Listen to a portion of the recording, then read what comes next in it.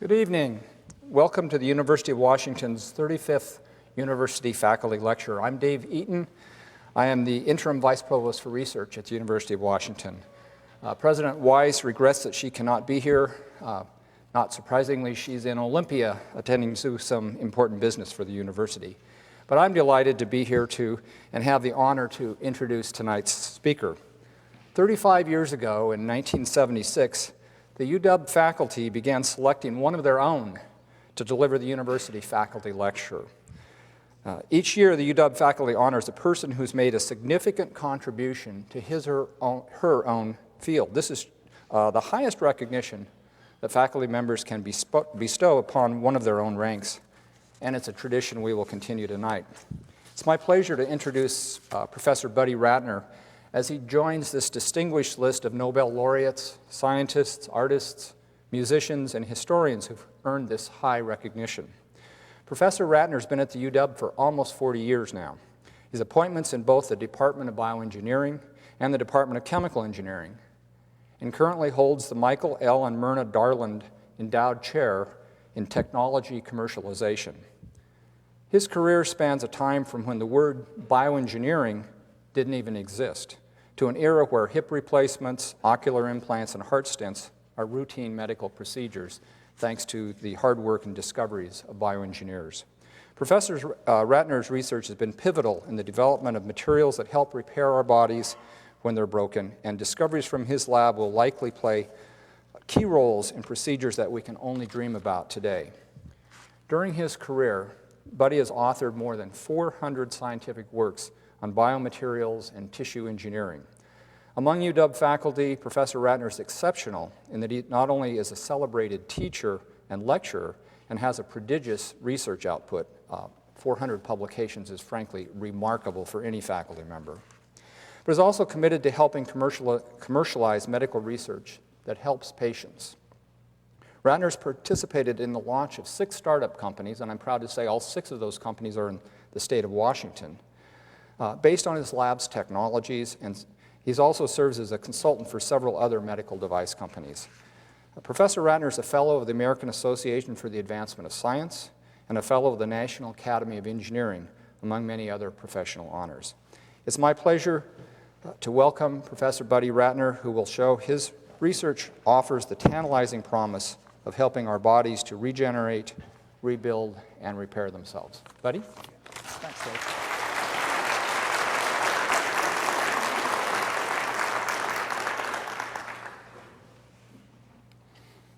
Well, good evening.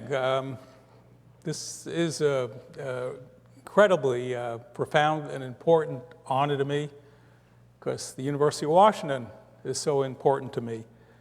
And I hope in this talk, communicate to you why I think the University of Washington is very important, and it'll sort of reflect why I am just so immensely honored. So thanks to Dave and Phyllis Wise, who I communicated with a number of times, and I really think that she should be down in Olympia tonight and working for us.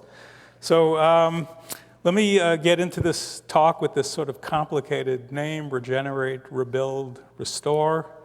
And I have kind of an agenda. What would I like to do here? Well, we're going to talk about these words: regenerate, rebuild, restore. Maybe we can talk about heal, reconstruct, even cure. But I'd like to emphasize the special role that the bioengineer, you look at these words and sometimes one thinks only of a physician. I think there's a special role that bioengineers do play in this. I want to talk about that. I want to talk about what I call translating ideas to realities. How do we get them out of the laboratory and back to helping people? And then I do want to present some appreciations which have accumulated over these 39 years that I've been here. So to start with this regenerate, rebuild, restore sort of theme, an important technology today, and sort of pictured in that heart valve up on the top, that circular thing there, which is clearly made of sort of metals and plastics, and it is important today. We'll talk about that. But this is transitioning into a future technology, which we're calling tissue engineering, that I think someday may allow us to sort of, instead of using the metal and plastic, to actually regrow a heart from your own cells, or regrow a heart valve in this particular illustration. So that's what's going to happen here. We might ask why we need these biomaterials, or why do we need this thing called tissue engineering. So I sort of have this illustration, maybe it's the Neolithic period or something like that. But the bottom line is this poor caveman there is probably going to be consumed by this beastie. And in fact, I did some research, and in prehistoric times, the most common ages of death based upon exhumed remains of sort of people, 15 to 30 years. So really, evolution just didn't have to engineer us to last long. In our teenage years, typically, we'd pass our genetic material on to the next generation. And that's fine if this beastie has its meal from us, or whatever way we leave this planet. But now, the numbers 2008, the average life expectancy is, in the US is 78 years.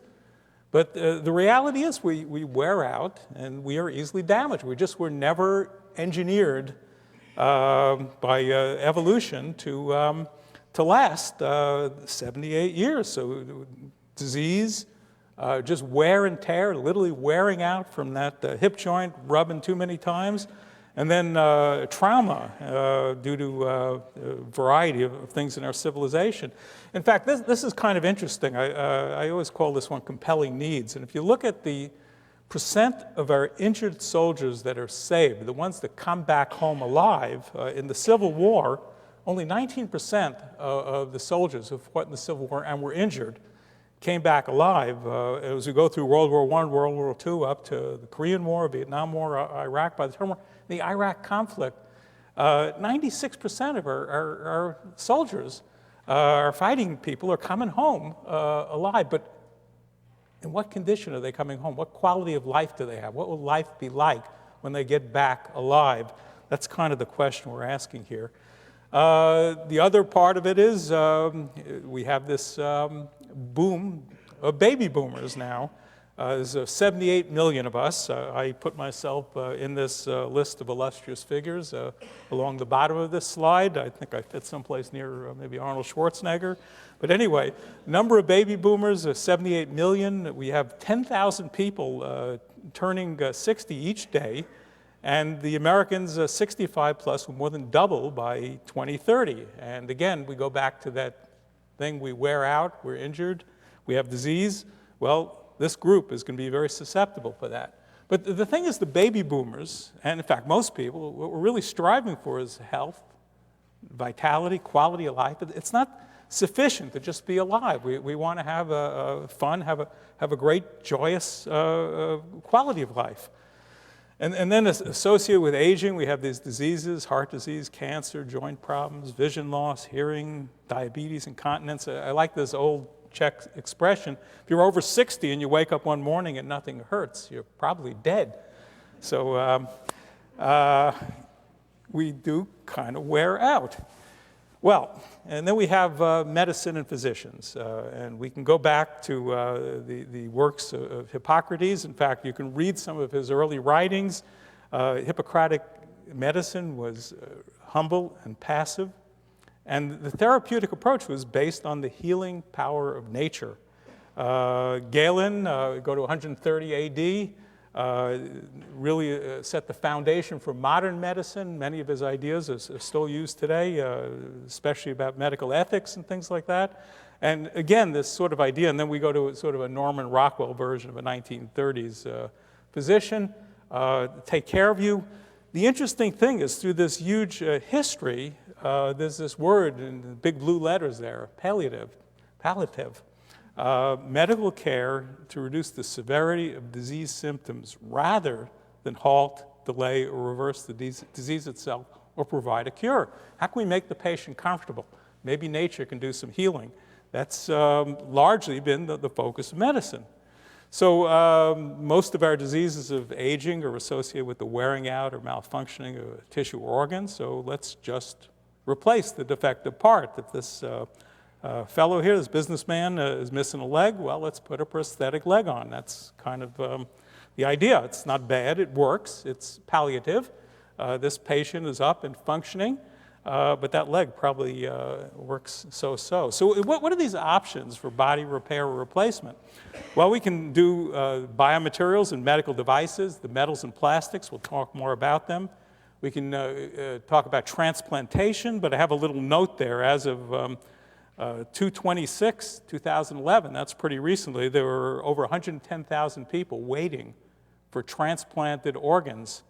And to put that in context, 20,000 of those people will receive transplanted organs, and the rest of them, many of these people will die waiting for transplanted organs. So that one doesn't quite work. We just don't have enough donors.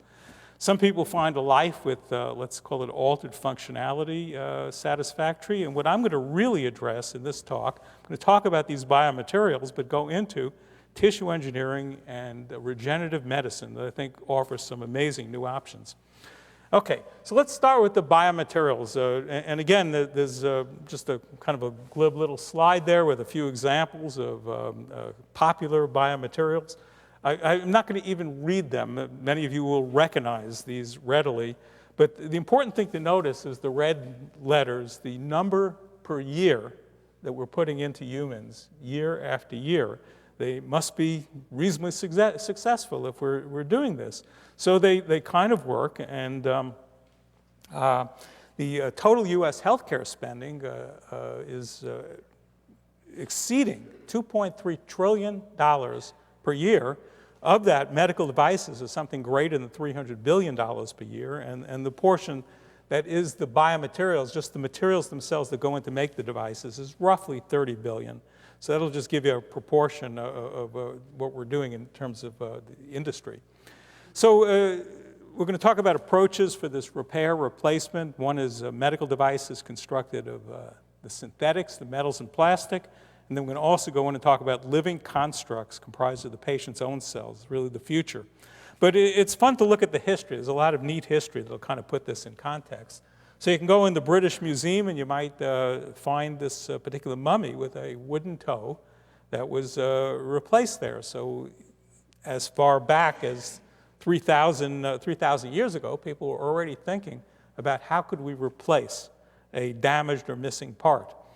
There's actually quite an interesting history of tooth implants. A tooth implant was found, and this was reported in Nature, was found in a skull dated to sometime between 100 and 600 AD. It was made of iron, and the X-ray evidence suggests this actually osseo-integrated with the jaw. It healed into the jaw the same way a modern tooth implant that you would get today would go into the jaw. The bone basically heals to the implant. The implant was probably set by impaction soon after tooth loss. That must have really hurt in 600 AD. But in any event, this individual went their lives with a replacement iron tooth. And the Mayans actually made teeth of seashell, of nacre, of the mother of pearl, the seashells that also integrated with the jaw. A very important moment in this history comes about in 1938. I think it's one of the first modern approaches to some of the things we're going to talk about.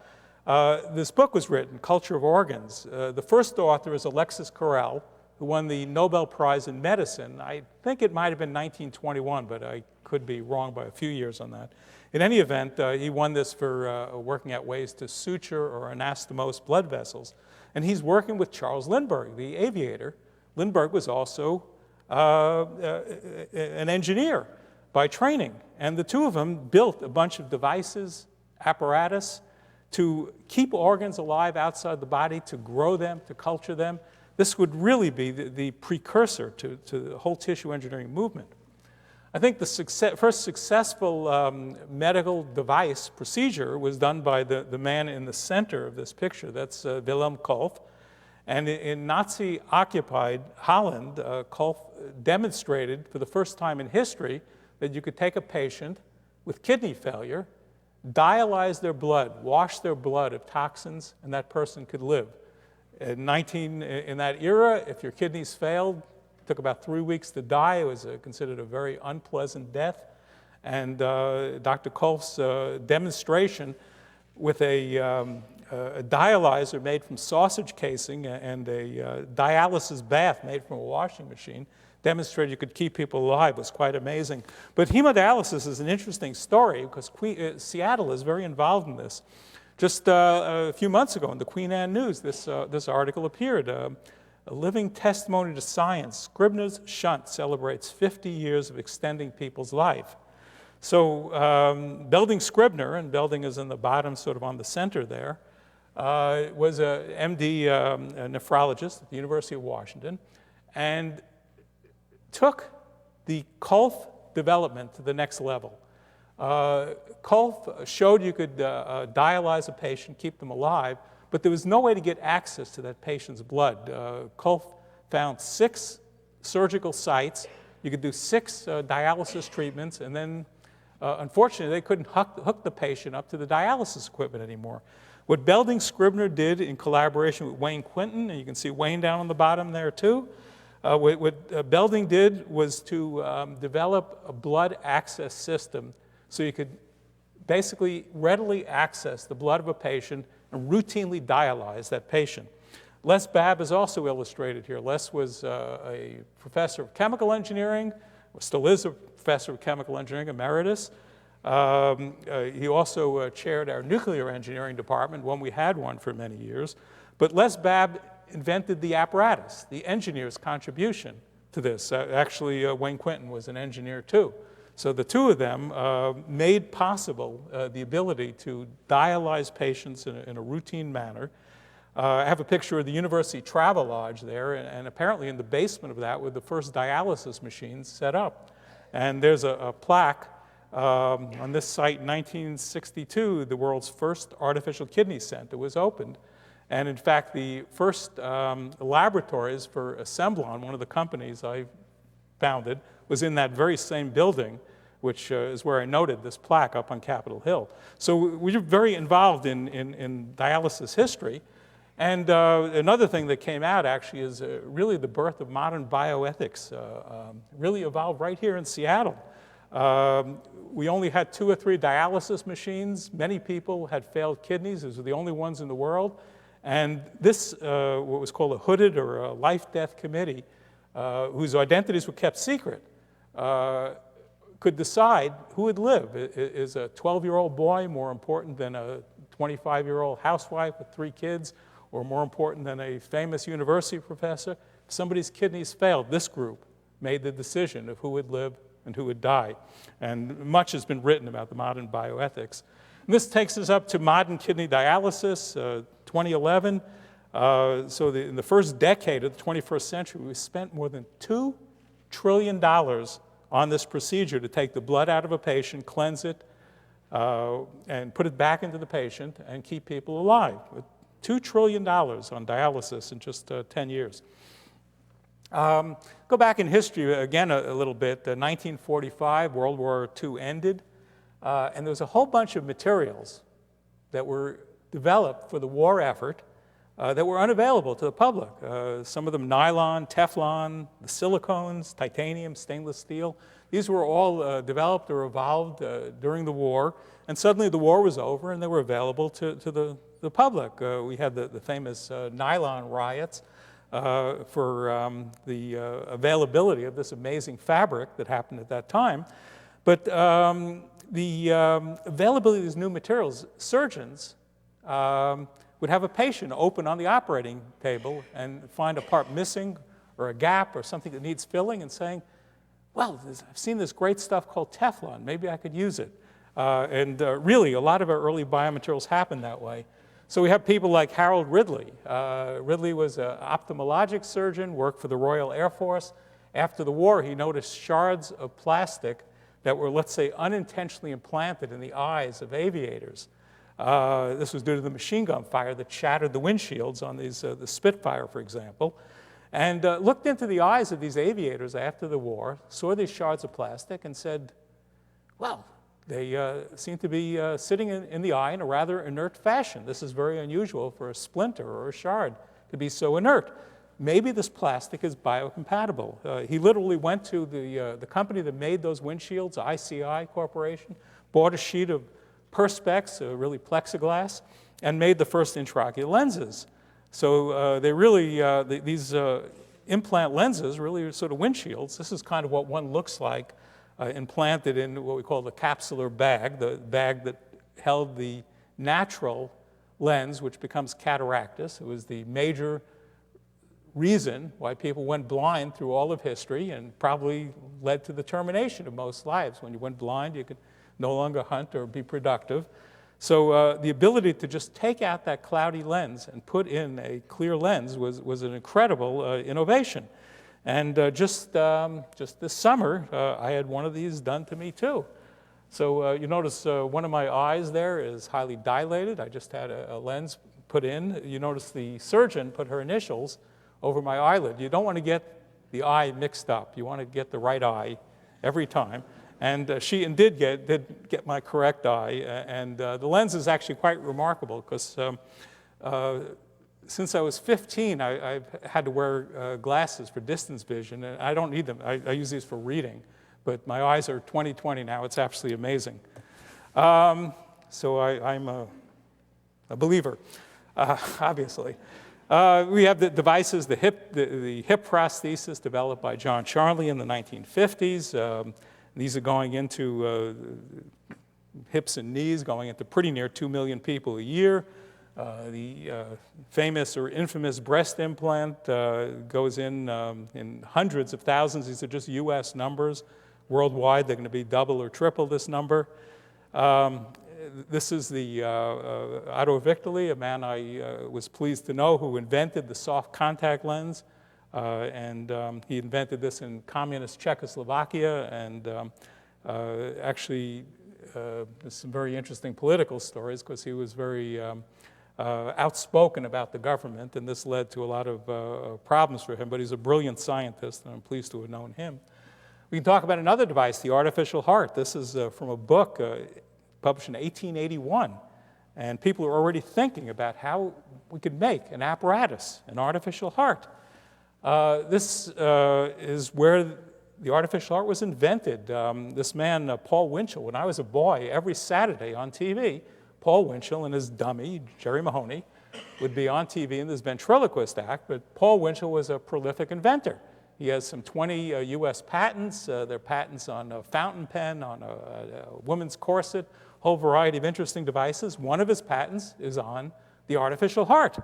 And Wilhelm Kolff of the kidney dialysis development heard about this patent, asked Paul Winchell to sign the patent over to the University of Utah, which Paul Winchell did. And we don't get such collegiality in patent exchanges these days, but back then it was very nice. In any event, the patent was signed over, and Wilhelm Kolff continued working on this. And that eventually led to heart assist devices like this. Notice the price. You can already see there's some issues there. Can we deliver a technology like this at a price that everybody could afford? Seems unlikely. That's just to buy the hardware. And the picture, the inset is a picture of the power system that has to be wheeled along constantly with you to power this device. Well, biomaterials assumed legitimacy in August 13th, 1998, when the President of the United States, Bill Clinton, for the first time in the history of this planet, uttered the words biomaterials in a presidential address. He signed what was called the Biomaterials Access Assurance Act, which made or ensured that biomaterials would be available for medical devices and would not be tied up in legal issues. So what we've seen in this history, we have in the 50s and 60s what I like to call the surgeon hero. There were very little of what we call the IRBs, the review boards, that I think protect our human subjects these days. But the surgeons had an imperative to save lives, and they just tried things. These were heroic efforts, but they led to our modern field. By the 70s and 80s, the engineer was in place, and by the 1990s, I think the predominant contributor to the development of these devices was the bioengineer, with elements of biologists and material scientists. So we'll get back to that theme a little later. Anyway, we showed some numbers. Again, you see the numbers are very large. We've talked about these for the many different types of medical devices. I say millions of lives saved and the quality of life improved for millions more. It's a good record. Millions of lives saved, the quality improved for millions more, but is there a dark side to this? Well, let's see. If you look at sort of the origin, essentially all the important medical devices, all those devices in that picture, the intraocular lens is not much different from plexiglass. The breast implants are not much different from silicones. The blood vessel replacement, a vascular graft, is essentially a shirt fabric. It's Dacron. Heart valves have Dacron and carbon. The vascular stents going into 2.5 million people are just stainless steel, really tubing. They're made from tubing. Hip joints are made from titanium, aircraft parts. Pacemakers have titanium and polyurethane. If you look on the soles of your shoes, most of you will find polyurethane there. So these are rather mundane materials to be used as such high-tech medical devices. And in fact, there's a consequence to them. These devices don't work as well as you'd like. Now, this is a very complicated slide. I actually used this in one of my courses with a whole bunch of the complications of these. I don't have time to read it, but what you can get from just scanning it is that every one of our devices has complications. But here's another way to look at it. The FDA has what's called an adverse event reporting system. By law, if a device fails or gives problems, the company or the hospital has to report it. So in 2009, 580,000 adverse reports were submitted for medical devices, things that didn't work as they were supposed to. Suggests we have some issues there. What might be the issue? One of the things I've identified in many of the devices is this reaction of the body, which is illustrated in this micrograph. So we have a device that's labeled on the slide a Teflon glucose sensor. And it's been in an animal now for 6 weeks. And how do they find it? In the middle of the slide, there's what's called a dense foreign body capsule. The body takes a look at this Teflon glucose sensor. Now we say Teflon, pretty inert. But the body sees this as just a foreign object and puts a wall around it, and that's a dense foreign body capsule that would completely surround the sensor. And beyond that is what normal tissue looks like.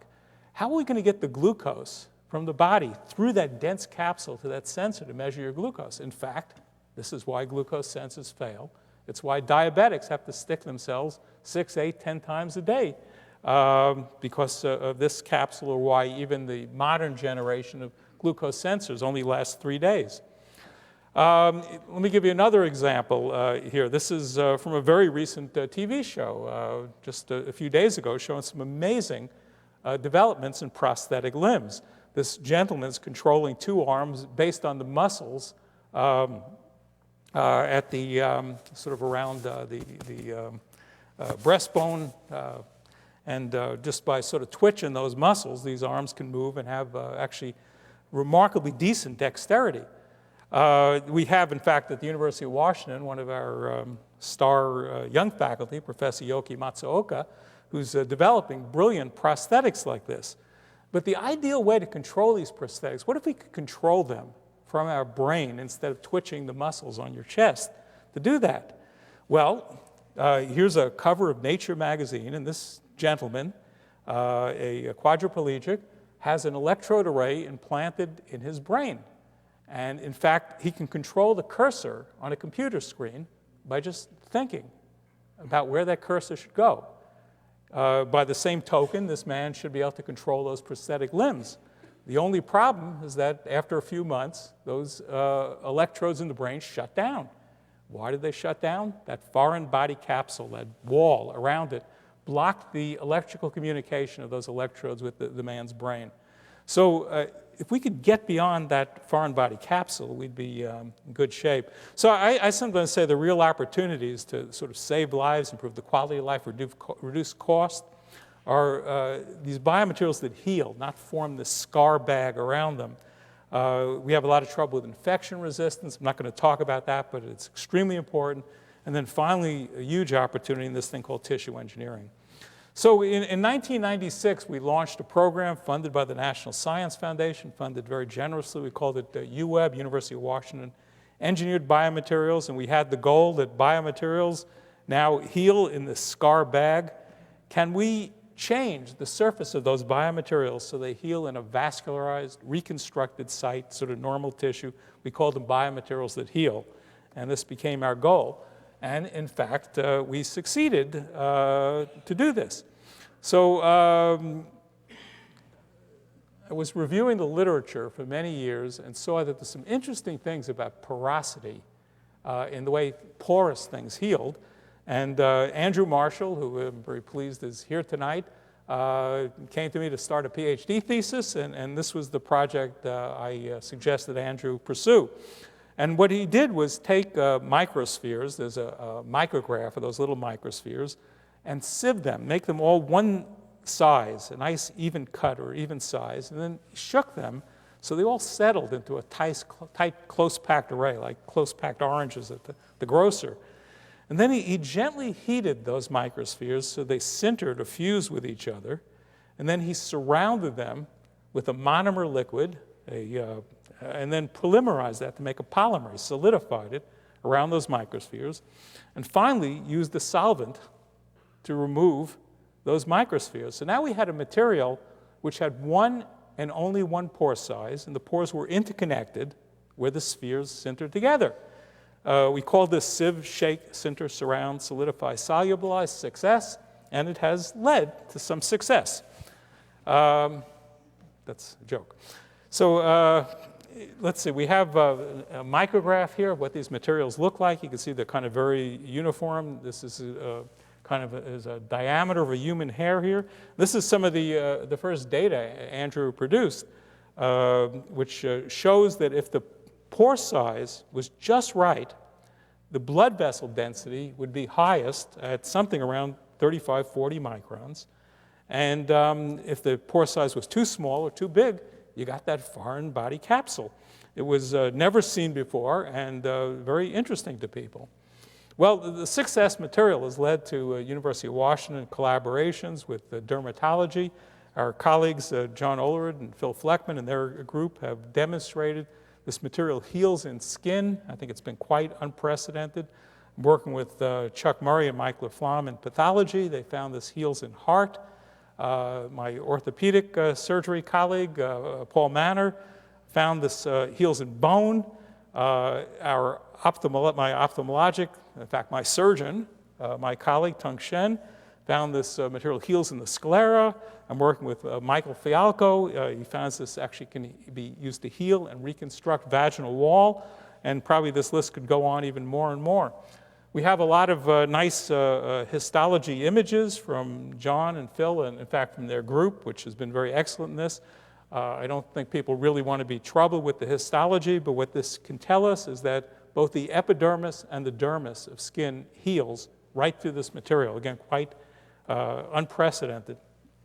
For the results with bone healing, we have the material we made bone implants out of was actually the same material that went into a soft contact lens. It's called hydroxyethyl methacrylate. But many people use this BMP2. It's a cytokine. It's very expensive. It's very tricky to use. I mean, it's very expensive. Tricky to use because you can get too much bone growth. We don't need that. No stem cells, no osteoblasts, and most people in the bone field say you need 200 micron pores. We do it with 35 micron, little tiny pores, and get this great healing. This remarkable performance of this material has led to the formation of the company Helionics, who has licensed the Success technology from the University of Washington. And Helionics has their first product. It's a veterinary device. It's a glaucoma drain that reduces the intraocular pressure in dogs. Turns out that dogs have a pretty high incidence of glaucoma, and it's very painful to the dogs, which probably is not good for the dog owner either.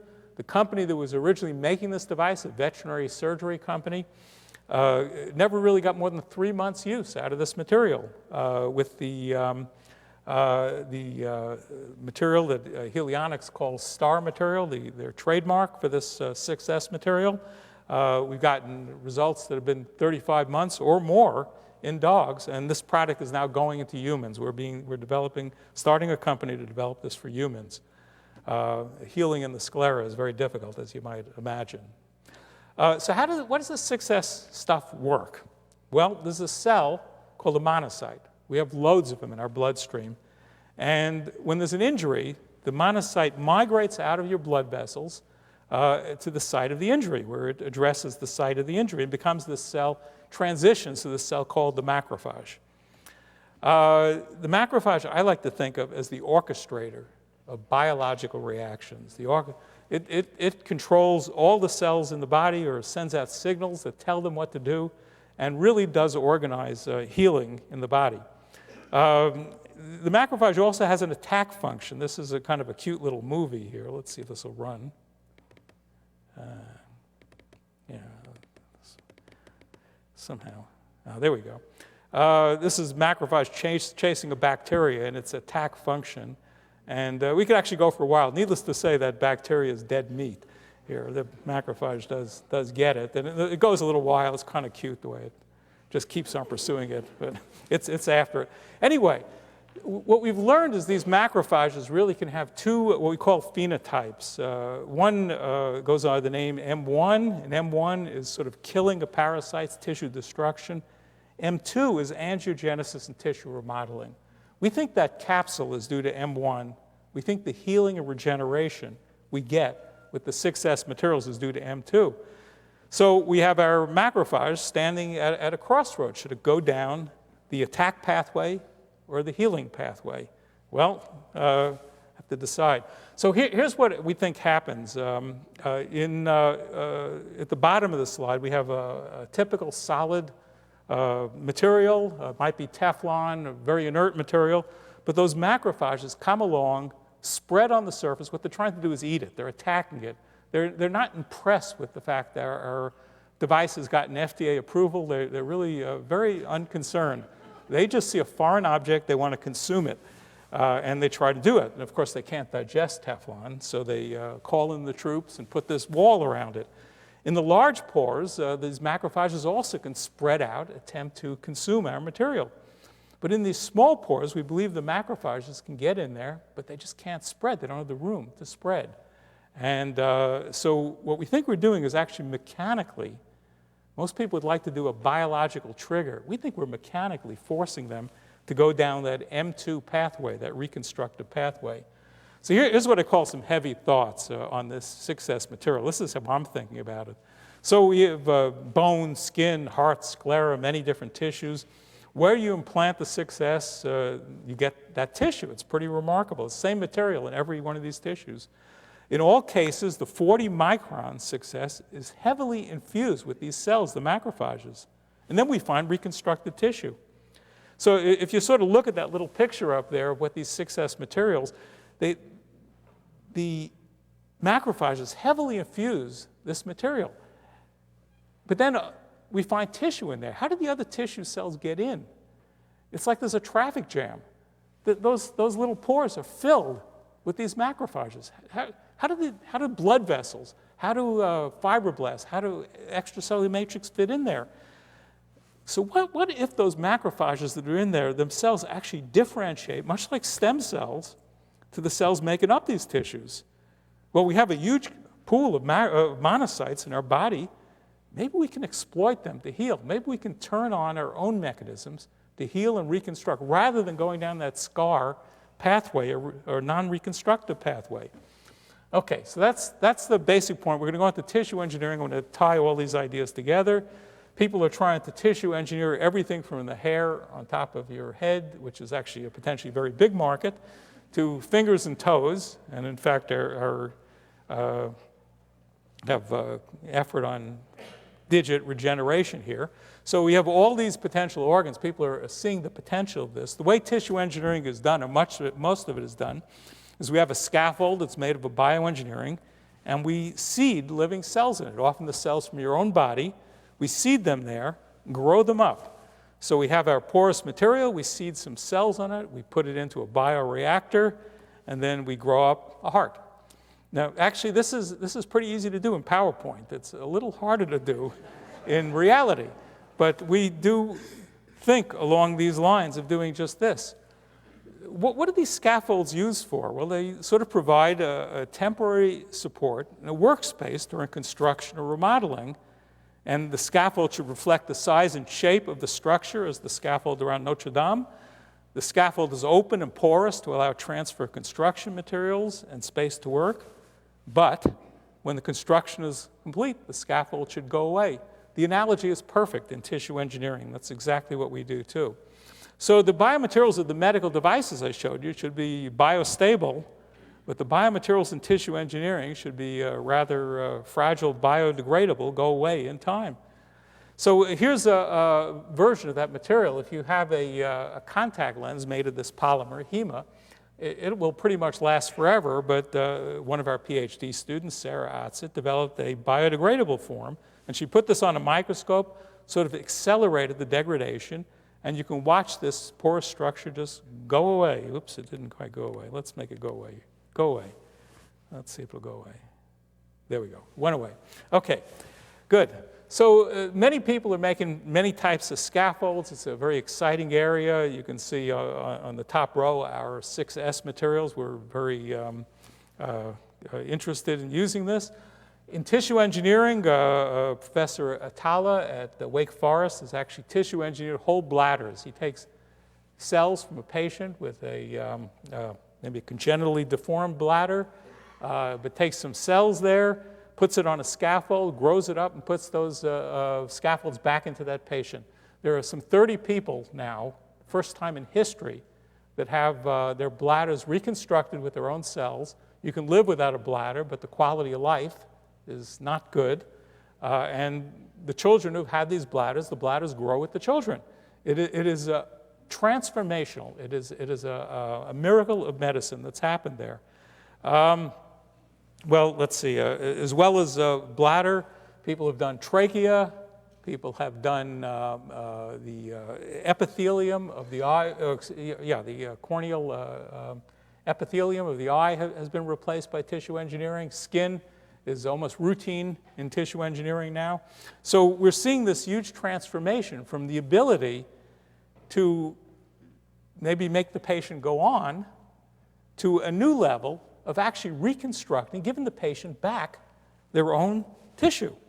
We have a program funded by the NIH, again, my colleagues, Chuck Murray, Mike Rainier, Mike Laflamme, Martha Scatena, a number of others of us, to rebuild injured heart muscle. We're not trying to regrow the heart, but if you have a heart attack, a portion of that heart muscle dies, it never reheals, and that usually leads to congestive heart failure, which is frankly how most of us actually leave this earthly sphere as through death due to the continual complications of congestive heart failure. If we could just fix that muscle, instead of have a heart attack now, most people are saved, but what if we could actually replace the muscle and put that heart back to normal? That's our goal in the BEAT program. The challenges we have, these cells that make up the heart, the muscle cells, cardiomyocytes, do not proliferate. In an adult, the cells don't grow. How do we replace cells that don't grow? Well, we're using, at the moment, human embryonic stem cells and differentiating them to cardiomyocytes. But there's a new idea. It's called induced pluripotent stem cells. And these are cells that actually come from your own skin, from an adult skin. We can revert them back to a stem-like or infant-like form and then differentiate them to heart cells. And so now we think we have a very good source that both addresses some of the ethical issues that have been raised and also addresses some of the immunologic issues because they're your own genes, your own immune system. We also have the issues, well, I see a typo there. Anyway, we also have the issues that the cardiomyocytes quickly die in low oxygen. But the 6S materials do bring in blood vessels very rapidly, so we're using them there. And then the cardiomyocytes must be aligned in bundles. So we have, this special version of the 6S material with long channels through it. And these channels, we call them fiber voids, allow us to put muscle bundles in, and the spherical structure, the 6S, allows us to grow blood vessels in very rapidly. It has quite an analogy in terms of the muscle bundles and the capillaries that we actually see in real heart muscle. So we're kind of making an implant that would go into your own heart, into your damaged heart muscle, and hopefully reconstruct and give you a functional heart. Sure enough, at those small pore sizes, the 30 to 40 microns, we get more blood vessels. This is number of blood vessels, and you see at 30 microns, we get the best blood vessels. This is kind of a complicated slide. It actually was assembled by my PhD student, Lauren Madden. And Lauren did some research and found out there's two other research groups out there. I'll tell you what's happening. In the two boxes up there, the two research groups are trying to do three things. They're trying to do similar things to fix heart muscle. A lot of people are thinking about it because the consequences are so important. What both these groups done have seeded three different cell types: the cardiomyocytes, the fibroblasts, and the endothelial cells. Three different cell types, very complicated seeding, implanted it, and finally get new blood vessels formed. We just put in our material with nothing seeded in it and get the same level of blood vessels as these other groups with that very complicated procedure. So we're very optimistic about the ability to generate blood vessels. And this is a construct that Lauren made recently.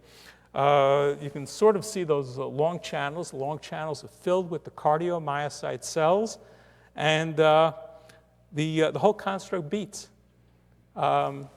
And this is really remarkable because only about 25% of this is cells. The 75% is polymers. These cells are strong enough to flex this entire polymer. And so we're very, very optimistic and very, very hopeful about this kind of material. So we can regenerate new tissue by placing the sphere templated 6S scaffold directly in target tissue. Works for skin, for vagina, for bone, maybe other implant sites. The advantages of this stuff: it's well-recognized, safe, low-cost biomaterial, no biological components. We're very proud of it for its ability to be developed on. But the future is really regenerative medicine. And if you think about this little salamander there, the Howard Hughes Medical Institute has developed this fascinating little movie where you can take off a limb of this salamander, and over a 2 or 3 week period, this limb will just grow back completely. Why have we lost that ability? They went on with it with a kind of a computer animation that's really cute. So there's this limb. It has all the good stuff inside, and then this is, brace yourself, this is a little horrible. Womp. Just a cartoon. But in any event, what one sees is this healing and regeneration that occurs, and then they start describing a bunch about the mechanism that might make this happen. We're wondering if we can harness those macrophages. You notice those little cells at the tip, those are macrophages. Why can't we harness those macrophages to do that kind of reconstruction in our cells? We hope maybe someday we can. Okay, let me start wrapping this up. I mentioned to get back to the bioengineer. We have a terrible isolation between often science, medicine, and engineering. It's like they're stuck in different universes with major walls between them. But one of the things to think the role of the bioengineer, many people think that new science developments lead and become technology and engineering, but one can look at it the other way too. Technology and engineering might lead science. So Watson and Crick would never have come up with that double helix if the father and son team of the Braggs had not first given them this new tool called X-ray diffraction. Without X-ray diffraction, they never would have figured out the structure. So the technology actually led the ability to do science. We have people like Lee Hood, who is a professor at this university, and Lee Hood has developed instrumentation that has allowed people to sequence the genome and to construct DNA. Again, the technology has allowed amazing things to happen in science. So we have this interesting interrelationship. If you look at a chemist or a physicist, they're kind of developing ideas for the engineer, but the engineer develops tools for them. The biologist and the physician, I think, have a similar relationship of, let's call it basic and applied, down on the bottom. And the bioengineer lies in this interesting space in between all of these groups. pay homage to our sort of founding father, Robert Rushmer, Dr. Robert Rushmer, an MD cardiologist, who passionately believed that physicians must work with engineers to make progress. He founded our department, and Rushmer was a fabulous influence in my life. But this thing of translating ideas to realities, academic scientists, I as an academic scientist can never manufacture a medical device. And a paper in science, I could write a brilliant paper, but will it ever save lives? In fact, it may prevent a patent from being issued and actually prevent a device from going into commercialization. So how can we repay the taxpayer for supporting academic research? Well, all the way back in 1850 in England, Prime Minister Gladstone was visiting Michael Faraday's lab and asked him whether this esoteric stuff, very exotic stuff that Faraday was working on, was called electricity, would ever have value or practical use. And Faraday replied, "One day, sir, you will tax it," talking about going from very fundamental ideas to commercialization and value for society. So why should an academic be involved in commercialization? Why should I be involved in this? Well, for one thing, the taxpayers fund all my research. I publish 400 lovely papers, but does that really help anybody get better? Does it develop anything that helps the quality of life? By commercializing some of these ideas, I can return value to the people who have funded my research. Also, engineers create real-world things. It's nice to do science, but it's also nice to make things, to build something you can hold in your hand, a construct. And I teach engineers, so I should practice what I teach. I'm training these young people to go out in the world and build stuff. I should be doing it too. And in making commercial products, we do that. And finally, this UWeb program is funded by the NSF. The NSF said we had a mandate to take the technology we developed in this engineering research center and commercialize it, and we did.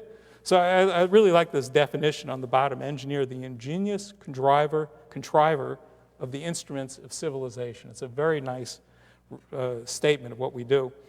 But we also have some barriers to get these ideas to the clinic. I call university naivete. Universities are so naive about how tech transfer should happen, about the value of their technology, sometimes makes it difficult to get through that wall to the patient.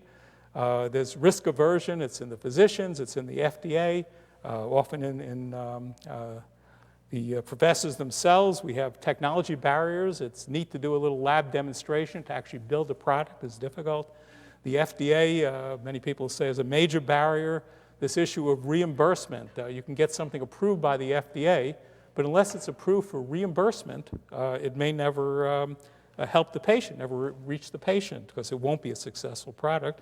And the general physician conservatism, which has served us well, but also can be a barrier to get new ideas to the patient. So I love this quote from George Bernard Shaw, and I think it really applies to entrepreneurs. Reasonable people adapt themselves to the world.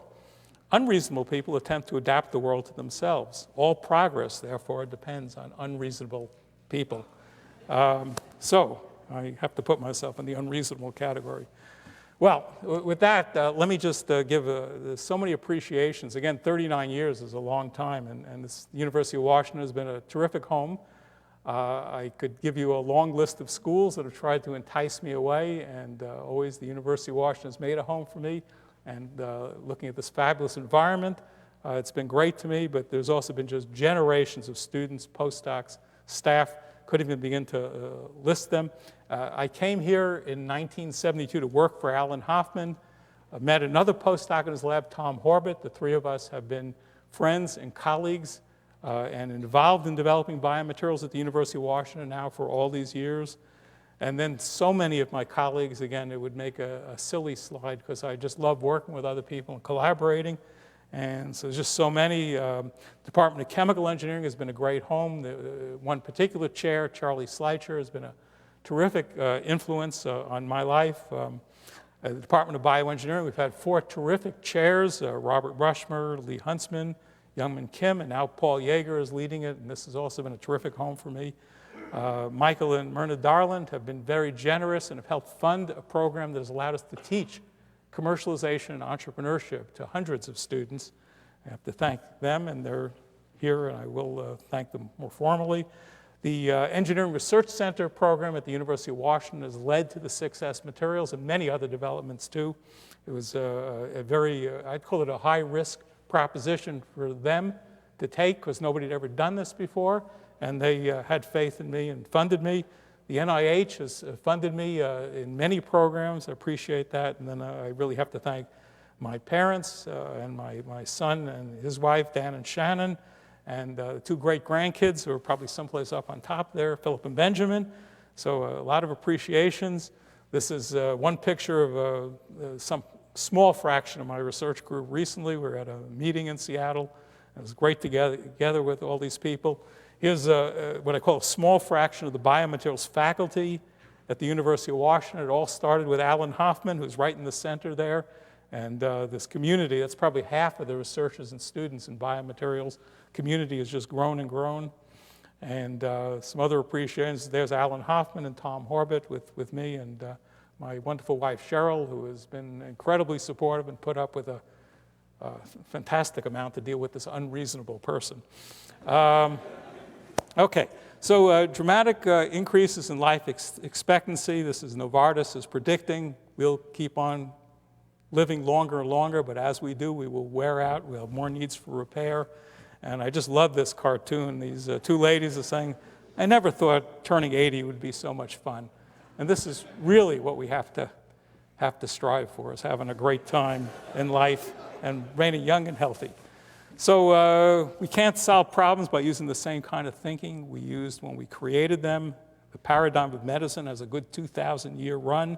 Now I think it's time for something different.